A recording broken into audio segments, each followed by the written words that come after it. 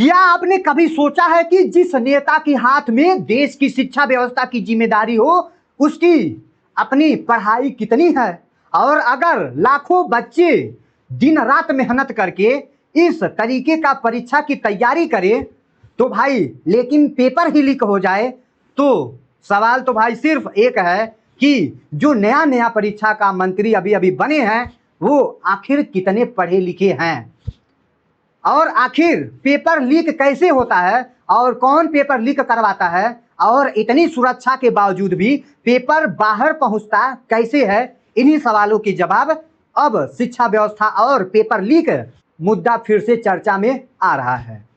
जी हाँ, जब से धर्मेंद्र प्रधान के बाद अब शिक्षा मंत्रालय की जिम्मेदारी जबकि प्रहलाद जोशी को सौंपा गया है, ये खबर जैसे ही सबके बीच में आई, लोग ये जानना चाहते हैं कि भाई नए शिक्षा मंत्री का शैक्षणिक बैकग्राउंड क्या है, आखिर वो कितने पढ़े लिखे हैं। उपलब्ध सार्वजनिक जानकारी के मुताबिक प्रहलाद जोशी ने कर्नाटक से पढ़ाई की है और बीए की डिग्री भी हासिल की है। बीए की डिग्री के बाद उन्होंने कोई डिग्री हासिल नहीं किया है। वहीं पूर्व मंत्री जो धर्मेंद्र प्रधान ने एमए किया है, लेकिन किसी मंत्री की योग्यता सिर्फ डिग्री से तय नहीं होती है, राजनीतिक और प्रशासनिक अनुभव सबसे ज्यादा महत्वपूर्ण होता है, क्योंकि अनुभव रहेगा तभी देश की शिक्षा व्यवस्था बदल पाएगी। प्रहलाद जोशी लंबे समय से राजनीतिक में सक्रिय हैं और कई बार सांसद रह चुके हैं। अब सवाल है कि भाई शिक्षा मंत्री की जो जिम्मेदारी मिलती है और वह जब उनको जिम्मेदारी मिल ही गया है, उसके बाद परीक्षा व्यवस्था को कितना मजबूत ये कर पाएंगे, ये सबसे बड़ी सवाल है। क्योंकि असली मुद्दा अब पेपर लीक का है। नीट जैसी बड़ी परीक्षा में लाखों छात्र शामिल होते हैं, करोड़ों छात्र शामिल होते हैं। उनके लिए यह सिर्फ परीक्षा नहीं है, बल्कि उनके भविष्य का सवाल है, उनके जीने मरने का सवाल है। प्रश्न पत्र तैयार करने से लेकर के परीक्षा केंद्र तक पहुंचने की प्रक्रिया में उन सभी का स्तर सुरक्षा होता है। विशेषज्ञों की मदद से प्रश्न पहुंचता है, तैयार होता है, प्रश्न पत्र सुरक्षित तरीके से प्रिंट किए जाते हैं, सीलबद्ध होता है, पैकिंग बनाए जाते हैं, सुरक्षा और निगरानी के बीच उन्हें परीक्षा केंद्रों तक पहुंचाया जाता है, सीसी कैमरे की निगरानी में होती है। लेकिन फिर सवाल उठता है, अगर सुरक्षा इतनी तेज होती है तो भाई पेपर लीक कैसे हो जाता है? यही तो सबसे बड़ी बात है। और ये बात आज तक चली आई, लेकिन आज तक नहीं सुधार हो पाया। पेपर लीक सिर्फ प्रिंटिंग प्रेस की सुरक्षा का मामला नहीं है, यह पूरी चेन की सुरक्षा का सवाल होता है। प्रश्न तैयार करने से लेकर के प्रिंटिंग तक, प्रिंटिंग से लेकर के ट्रांसपोर्ट तक, जहां से एक जगह से दूसरे जगह जाता है, वहां से लेकर के परीक्षा केंद्र तक कहीं ना कहीं एक तरह भी सुरक्षा में चूक हुई तो भाई पेपर लीक सिस्टम में कोई भी मंत्री हो जाए वो रोक नहीं सकता है इसको। इसलिए जांच एजेंसियां यह पता करती है कि, और यह पता लगाने की कोशिश करती है कि प्रश्न पत्र किन लोगों के संपर्क में आया है और कहां से इसकी जानकारी उन सबको बाहर से दी गई है।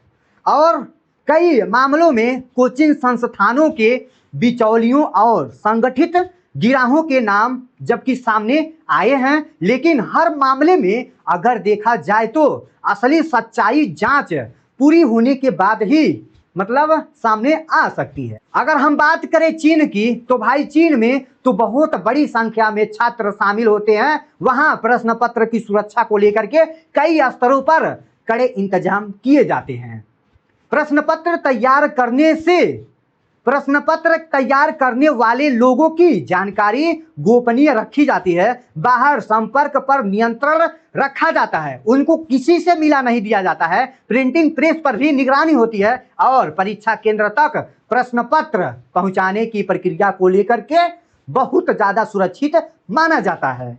यानी कहने का मतलब यह है दोस्तों कि जहां पर प्रिंटिंग प्रेस होती है वहां पर कोई नहीं जाता है। भारत में भी सुरक्षा के कई इंतजाम होते हैं, लेकिन सवाल यह है कि क्या सिर्फ सुरक्षा व्यवस्था बनाना काफी है? शायद नहीं, क्योंकि किसी भी सिस्टम की सबसे बड़ी कमजोरी उसकी कड़ी इंसान हो सकता है। अगर कोई अंदर का व्यक्ति नियम तोड़े तो भाई ये जो पूरी सुरक्षा व्यवस्था है उस पर कमजोर पड़ सकती है।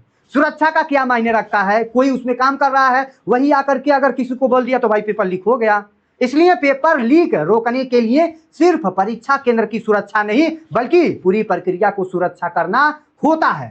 प्रश्न पत्र कौन तैयार कर रहा है, किसे इसकी जानकारी है और कौन इसे प्रिंट कर रहा है, कौन इसे लेकर के ट्रांसपोर्ट कर रहा है, कौन इसे उठा करके एक दूसरे से जगह पे ले जा रहा है, और परीक्षा से पहले यह किन किन लोगों की सुरक्षा में है, इन सभी सवालों के जवाब जरूरी है आपको जानना। क्योंकि पेपर लीक सबसे बड़ा समस्या बन चुका है और इससे बहुत ज्यादा नुकसान हुआ है। कई छात्रों ने अपनी जान दे दी है। जिसने ईमानदारी से मेहनत की, एक गरीब परिवार का बच्चा वर्षों तक पढ़ाई करता है, माता पिता अपनी कमाई उस पर झोंक देते हैं, बच्चों की शिक्षा पर खर्च करते हैं, और अगर वही बच्चा परीक्षा से लेकर के पेपर लीक होने की समस्याओं से जूझ रहा है तो भाई वो तो डिप्रेशन में पड़ जाएगा, तो उनकी सारी मेहनत पूरा खराब हो सकता है।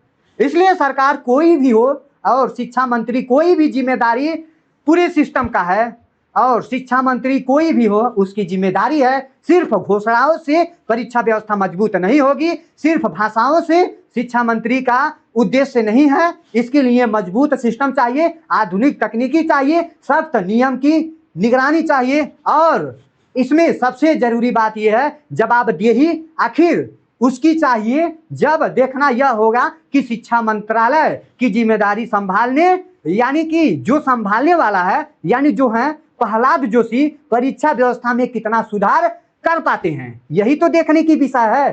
तब इसके बाद इस पर भी काफी ज्यादा कमेंट्स आने लगेंगे, क्या क्यों पेपर लीक हो रहा है, पेपर लीक जैसी घटनाएं पूरी तरीके से क्या ये रोक सकेंगे, क्या इनकी मेहनत रंग लाएगी, यही तो सबसे बड़ी सवाल है दोस्तों, और यही देखना बाकी है। क्योंकि धर्मेंद्र प्रधान को हम सबने 14 सालों से देख चुका है। अब बात करते हैं इनकी, तो मंत्री कितने पढ़े लिखे हो सकते हैं, सबसे बड़ा सवाल ये नहीं है क्या हमारे देश की परीक्षा सुरक्षा और व्यवस्था उन करोड़ों छात्रों के भविष्य की रक्षा करने के लिए तैयार है, जो आज अपने सपने को साकार करते हैं और अपने सपने को सोते सोते सजाते रहते हैं कि भाई हम तो नीट की एग्जाम में क्वालिफाई करेंगे और नीट की एग्जाम को हम क्लियर करेंगे। तो आई होप आपको यह पूरी सिस्टम आपको अच्छी लगी होगी। तो इसी के साथ वीडियो को समाप्त करते हैं। जय हिंद, जय भारत।